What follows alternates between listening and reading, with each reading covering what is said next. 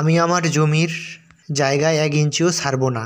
সীমানা ঘেঁষে বাড়ির ফুটিং বা বেস বসাবো। এতে বেজের রড এবং কলামের রড কীভাবে বাইন্ডিং করতে পারি। আমি গ্রাম থেকে বলতেছি বা আমি শহর থেকে বলতেছি, এতে আমার কি কি অসুবিধা হতে পারে বা সুবিধা হতে পারে।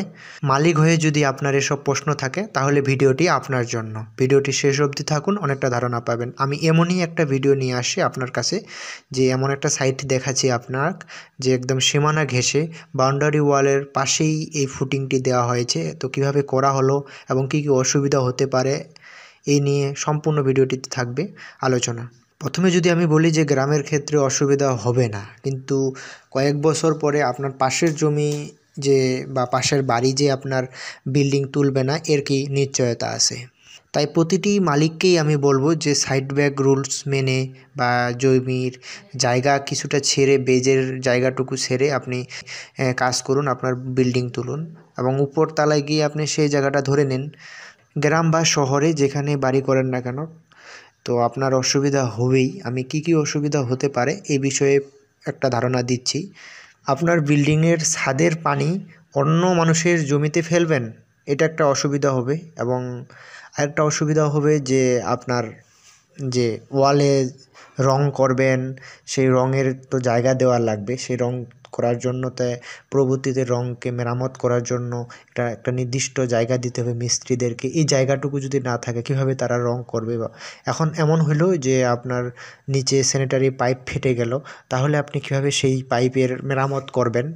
আপনি বলছেন যে শহরের জমির তো অনেক দাম ভাই, আমি কেন জমির জন্য জায়গা ছাড়বো, কেন আমি সীমানা ঘেঁষে করতে পারবো না। এই যে বিষয়গুলো, এগুলো আপনার অসুবিধা হবে। আপনি বলছেন যে আমি সীমানা বরাবরই বিল্ডিং করব বা সীমানা বরাবরই আমি বিল্ডিং নির্মাণ করব, আমি জায়গা ছাড়বো না। তো আপনি জায়গা না ছাড়লে পাশের জন্য যদি আপনার জায়গা না ছাড়ে দেয়, তাহলে কি হবে। আপনার বিল্ডিংয়ের কোনো আলো বাতাসের যে একটা ব্যবস্থা থাকার কথা, বা আপনার বিল্ডিং কোনো সময় আগুন পাশের বিল্ডিংয়ে লাগলো, তাহলে সেই আগুনের ইয়েতে আপনার বিল্ডিংও আগুন আসতে পারে, এটা একটা বিষয় হতে পারে। এখন আরও হইতে পারে যে আপনার বিল্ডিং আপনি সীমানা ঘেঁষেই করছেন, কিন্তু পাশের মালিক সীমানা ঘেঁষে করলো না, উনি 2 ফিট ছেড়ে করলো। যখনই তার ফুটিংয়ের জন্য সেই জায়গাটা গর্ত করবে বা মাটি কাটবে, তখনই আপনার বিল্ডিং অনেকটা দুর্বল হয়ে যাবে বা নরম হয়ে যাবে। এটা হচ্ছে মূল একটা বড় সমস্যা, যদি আপনি একদম সীমানায় ঘেঁষে বিল্ডিং করেন। আপনি এসব অসুবিধার কথা শোনার পরেও যদি বলেন যে আমি সীমানা ঘেঁষে, আমি যে ভিডিওটা দেখাচ্ছি এরকমভাবে ভাবতেছেন আমি করবই বিল্ডিং, আমি সীমানা ঘেঁষেই বেস কলাম করব, তাহলে আমি বলবো প্রথমত আরেকটা ভালো দিক লক্ষ্য করে বলবো, যদি আপনার সেই কলাম টু কলামের দূরত্ব 8 ফিট হয় বা 7 ফিট হয়ে থাকে, তাহলে আপনি সেখানে কম্বাইন্ড ফুটিং ব্যবহার করবেন। এবার যদি বলেন যে আমার কলাম টু কলামের দূরত্ব অনেক আছে, ডিস্টেন্স 10 ফিট বা 11 ফিট 12 ফিট ডিস্টেন্স আছে, তাহলে আপনাকে এমনভাবেই সেই বেসটা তৈরি করে নিতে হবে।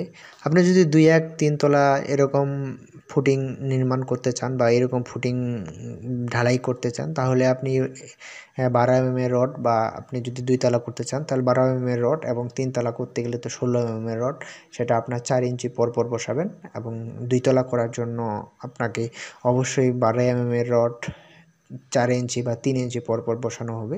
এবং অবশ্যই চেষ্টা করবেন যে 16 মিলি 12 মিলি একসাথে এভারেজে দেওয়ার।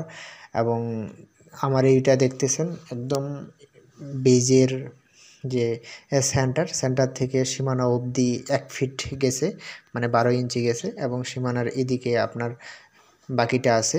এটা একটা 4 ফিট বেজে সাইজ করা হয়েছে। তো আমার এখানে শুধু 1 ফিট জায়গা পাচ্ছে না। আপনার দিক দিয়ে আমি বলবো যে ভিতরের দিকে অবশ্যই আপনার কলামের মাটাম অনেকটা বাড়িয়ে দিবেন। আমরা তো 15D দিয়ে কাজ করি, আপনি তখন সেখানে একদম আপনার যে নিচে যে জালিটা আছে সেই বরাবর যে আপনার মাটাম রাখা হয়েছে, জালির যে বেজের যে জালিতে মাটাম রাখা হয়েছে, এই বরাবর আপনি সে কলামের রডের মাটাম দিবেন। সীমানা ঘেঁষে করলে অনেকটা ধসে পড়ার ব্যবস্থা বেশি সম্ভাবনা থাকে, যে কলামের মাটি কাটার বিষয়টা, এটা অনেকটা রিস্ক হয়ে যায়। তো এটা যেহেতু আমার 1 তলা, তো এখানে 4টা 16 mm রড এবং 2টা 12 mm রড দেওয়া হয়েছে। তো এভাবে যদি আপনার 1 2 3 তলা করতে চান, কম ফাউন্ডেশনের কোনো বাড়ি করতে চান এবং সীমানা ঘেঁষে করতে চান, তো আপনারা এইভাবে করতে পারেন। সর্বশেষ আমি আপনাকে যেটা সিদ্ধান্ত দেব বা আমি যেটা আপনাকে উপদেশ দেব, বলবো যে আপনার বিল্ডিং যেন ধসের যেন না পড়ে, এই জন্য সীমানা ঘেঁষে বাদ দিয়ে আপনি ভিতরে 2 ফিট দেন না। আপনার ভিতরে 2 ফিট দিলে আপনার 2 ফিট 2 ফিট 4 ফিট একটা বেস, ভালো বেস একটা আপনি পাচ্ছেন। আর যদি আপনি সেই 2 ফিট জায়গাও ধরে নিতে চান, তাহলে আপনার বিল্ডিং সমস্যা হবে যে পাশের জন যদি সেখানে মাটি কাটে, সেও যদি বাড়ি বানায়, তাহলে আপনার সেই বেসটা অনেকটা দুর্বল হয়ে যাবে। এটা একটা বিষয়। এবং আগুন লাগলে এবং আলো বাতাসের ব্যবস্থা করার জন্য অনেক সমস্যায় আপনাকে পড়তে হবে। এই জন্য আমি বলবো যে আপনি সাইড ব্যাক রুলস মেনে আপনার বাড়ির রাস্তা থেকে যদি বিল্ডিং তৈরি করতে চান, তা অবশ্যই রাস্তার মিডল পয়েন্ট থেকে আপনাকে 15 ফিট ছাড়তে হবে আপনার, এবং সীমানা থেকে আপনাকে 5 ফিট ছাড়তে হবে, এবং চতুর্দিকে আপনাকে অবশ্যই 2 ফিট করে ছাড়তে হবে। এবং পৌরসভার জন্য তো আলাদা রুলস, ব্যাক সাইড রুলস আছেই। এবং গ্রামের ক্ষেত্রে আমি বলতেছি, এটা যদি গ্রামের বাড়ি করতে চাচ্ছেন, তো অবশ্যই আমি বলবো যে 2 ফিট করে জায়গা ছাড়ুন। তো এই ছিল আজকে আপনার যে সীমানা ঘেঁষে একটা ফুটিং করবেন এবং কীভাবে রডগুলো বিছাবেন, আপনারা দেখলেন অবশ্যই। এবং একটা ফুটিংয়ের যেসব সমস্যাগুলো হয়ে থাকে, এই নিয়ে আমার ভিডিও আছে, অন্য ভিডিও আছে, এগুলো আপনারা দেখতে পারেন। তো আজকে এ পর্যন্তই। ধন্যবাদ সবাইকে।